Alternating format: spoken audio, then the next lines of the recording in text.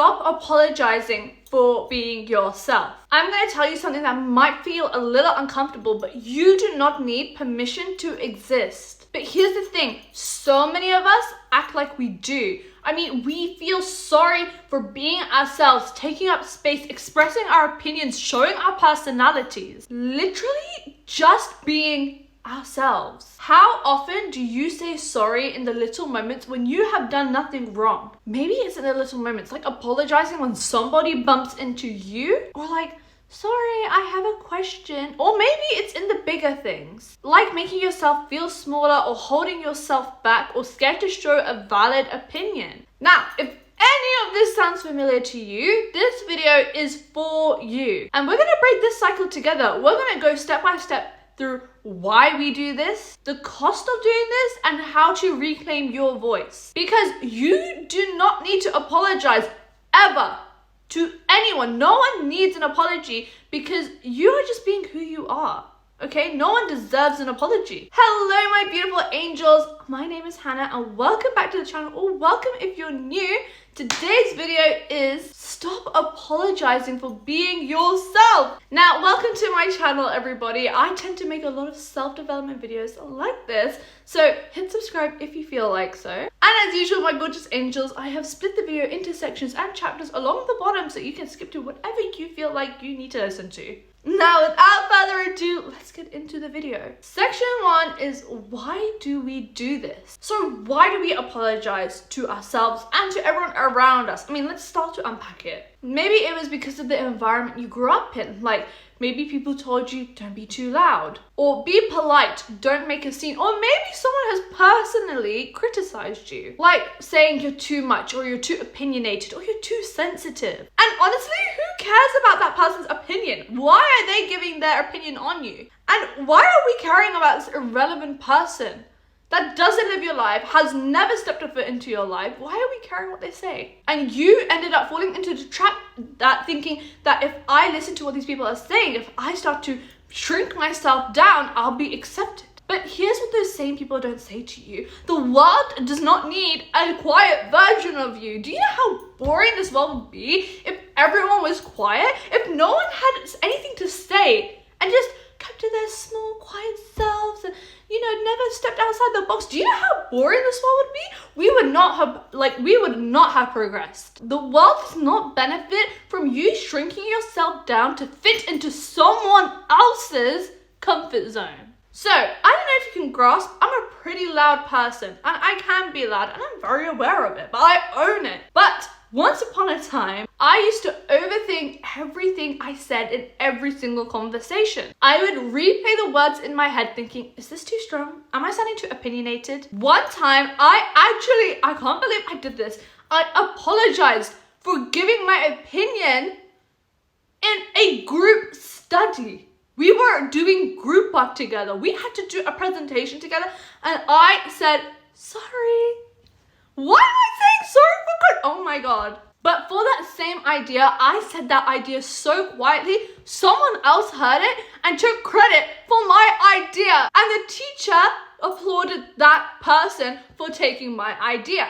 There is nothing good that comes from being quiet and shrinking yourself down just because of what other people said to you. So when I went home and finally unraveled the whole situation, I went to myself, look, this needs to stop. The constant apologizing is not helping me, is not benefiting me. I don't care if it's helping other people.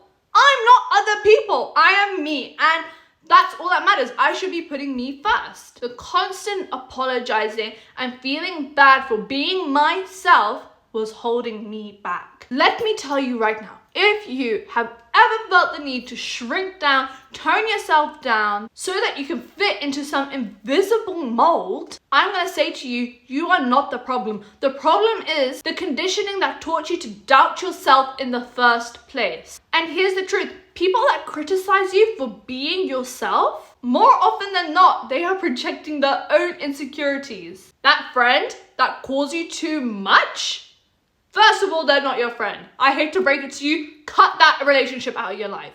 But they are saying that, and I can tell you with 100% certainty, they are saying that because they are afraid of being seen as too much. Or that coworker that tells you, That you're too opinionated? Maybe they're afraid. They're afraid of the clarity you provide. Listen, as humans, we already have so much that we have on our plates. Why are we carrying their insecurities on our shoulders too? That is not our problem. That is their problem that they need to deal with, that they need to tackle with, and they can do that in their own time. But there is no reason for that person to be putting that onto you, and you should not be feeling the way you're feeling. You should not be apologizing. Section 2 is the real cost of apologizing for being yourself. So let's actually talk about what this habit of apologizing is costing you. First and foremost is confidence. Every time you apologize for stating an opinion, for being yourself, you are reinforcing to yourself and to everyone else that your opinion isn't valid. You are telling everyone and yourself that you are not enough. And over time, this is going to chip away at your self-esteem. And trust me when I tell you, you're going to start to doubt yourself in ways that you didn't even know you could. You're going to start nitpicking at yourself for things that aren't valid. Second, it is costing you opportunities. How many times have you held yourself back from sharing an idea or asking for what you deserve or putting yourself out there more? All because you didn't want to seem that you were like too much. But in actuality, those could have been your moments to shine, your moments to glow, your moment to go and claim your space. But instead, you let your fear and self-doubt hold you back because of what these individuals had to say about you. And lastly, it's costing you your authenticity. Every time you apologize for being yourself, you are silencing a part of you that makes you unique. It makes you stand out from the crowd. And like I said before, you are editing yourself. You are making yourself fit into other people's expectations of yourself. And I've talked about being magnetic and having magnetic energy. So the moment you stop being authentic, you lose your magnetic energy. And people can feel when you're holding back. They can feel it. And that invisible wall that you built up makes people not want to engage with you. Meaning that you can't make the connections you want to make. And I understand everything I have said so far is super heavy to take on. But you need to understand that apologizing for being yourself will not make people like you more. If anything, it will drive people away. And the people that you're fitting in for are toxic people anyway. Why would you want to fit in for them? Why, if they appreciated you and loved you in every way possible, then why would they want you to change? Why would they want you to tone down? And it also makes people respect you less. Because truly, deep down, we respect people that hold to their truth. And that applies for even if we do not necessarily agree with them. Section 3 is how to stop apologizing. Now, I can go into this in a lot more depth if you would like me to. So drop a comment down below if you would like me to go into more depth on like how I can break it down for you how to stop apologizing. But for this, I'm going to touch on surface level. Otherwise, this video would be pretty long. Okay, so now that we have unpacked the why and the cost, let us talk about how. How do you actually stop apologizing for being yourself? Guys, I'm currently being exposed. I have balanced my tripod on top of my Nespresso maker because I wanted to give you guys a different angle. Also, I think this is a pretty cozy angle. I mean, I've got the dressing robe on and the kitchen is just cute. Okay, anyway, like I was saying, I'm going to give you guys 3 practical steps that you guys can take to start this journey on how to stop apologizing. Step 1 is to replace sorry with gratitude or confidence. I feel like this is a pretty simple shift, but it's very powerful. And I tend to say this a lot in my videos, but simplicity is normally the most powerful thing to do. So truthfully, a lot of us use sorry as a filler. It is our go-to, especially for Brits. I feel like it's our go-to to say sorry when we feel uncomfortable or we feel uncertain, or even when we're just being polite. Like you could go to the coffee shop and say, sorry, hi, sorry, excuse me. Why are we saying sorry? What? But what if we replace sorry with something that actually elevates you? So instead of saying something like, sorry, I'm late, try something Like, thank you for waiting. Or instead of saying, sorry for bothering you, you could instead say, I appreciate you taking the time out for me. Here's the thing, gratitude shifts that focus from what you have done wrong to the appreciation of that other person. And instead, it builds a creation instead of creating this like sort of hierarchy aspect. Because when you say sorry, you automatically place yourselves below them. So every time you catch yourself saying sorry, don't even apologize. I know so many of you guys would be sorry. Oh, sorry, hang on. Like, don't apologize. Once you catch yourself saying sorry, change it into a gratitude format.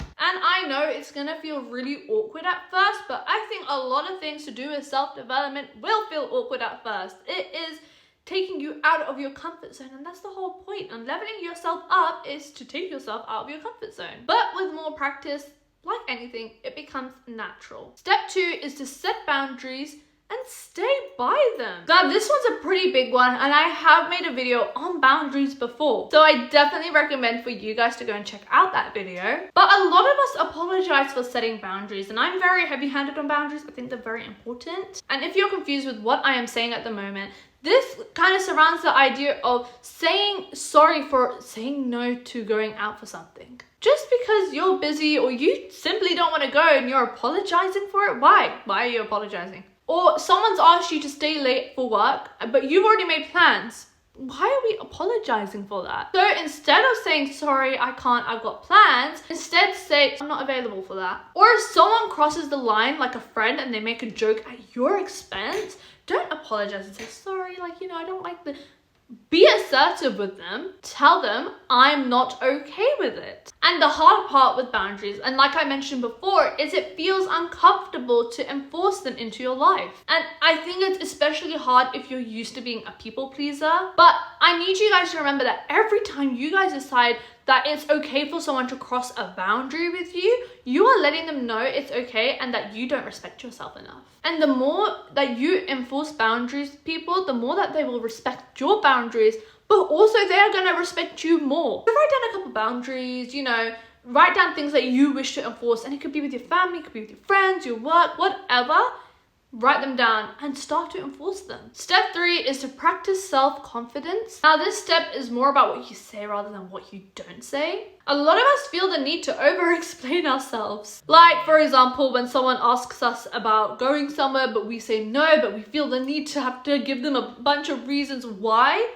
Why do we do that? But here's the thing, confidence isn't about having the perfect words. It's about being comfortable with silence. It's about letting your actions speak for you. Have you ever heard of that phrase, actions speak louder than words? Well, that's very much applicable to this. Confidence is steady. It's not loud. It's not aggressive. It is simply knowing that you do not need to apologize for literally existing. And when you walk into a room when you know you deserve to be there, trust me, people will feel it. So, what have we learned?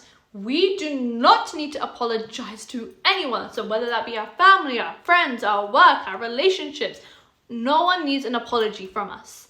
Oh, and strangers. Strangers definitely do not need an apology. Who you are is enough. It is more than enough. And if people around you can't see that, then 1, they're blind, and 2, they should not be in your life. I hate to be brutally honest and very curt with you, but I genuinely think that those people that try and shrink you down do not have your best interest at heart, and they shouldn't be in your life. So guys, if you can, please cut them out, because they are only negatively impacting your life. That will feed into your doubts and, slowly break away at your self-esteem. And we don't want that, and I don't want that for you. Now, if you guys enjoyed this video, don't forget to give it a thumbs up. The little subscribe button's down there, because I post a lot of videos like this, and I can't wait to make more. I love you guys so much, and hopefully I'll see you all very, very soon. Bye-bye.